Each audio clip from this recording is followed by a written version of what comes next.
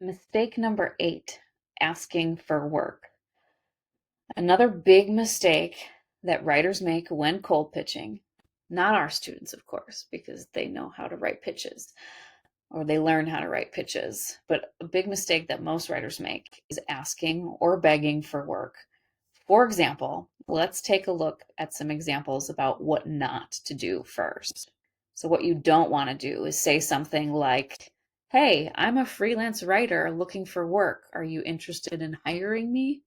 What's so wrong with this? It's too direct and doesn't offer any value proposition. There's no what's in it for them, the prospect. Another example of what not to write is, "Hey, I'm available to write for you. Please let me know if you need any content."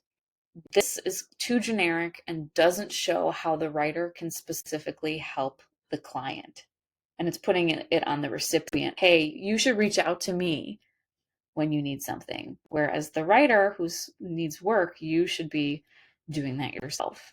Another thing not to say, "I'm a talented writer. Do you think you could use my services?"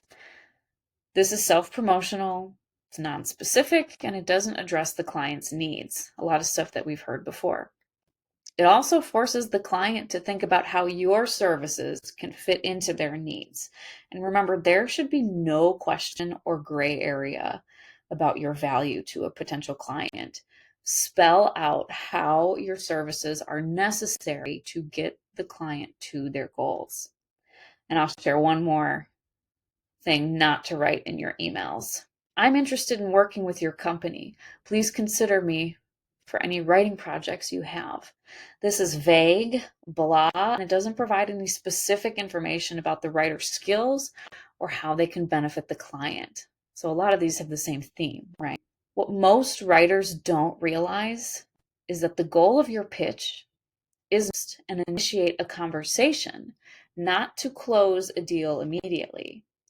And that being said, your call to action in the pitch should be to get on a discovery call, not to immediately pay up and sign on for work.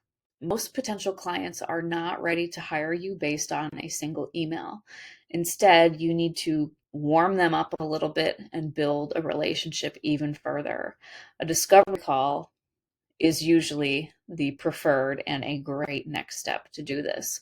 During the call, focus on understanding the client's needs and demonstrating how your services can benefit their business. You'll be able to actually talk to them and they will tell you the problems or the things that they're wanting. Identify a problem they're facing and explain how you can solve it. That happens after your email pitches. That really doesn't happen during your email pitches. And for anyone who is worried that they're automatically going to be too self-promotional or that they're burdening these prospects by emailing them, remember, there is no shame in offering services that will make a client's business more profitable or will make a person's life easier. In fact, that's exactly what you should be doing, offering a helping hand in the best way you can.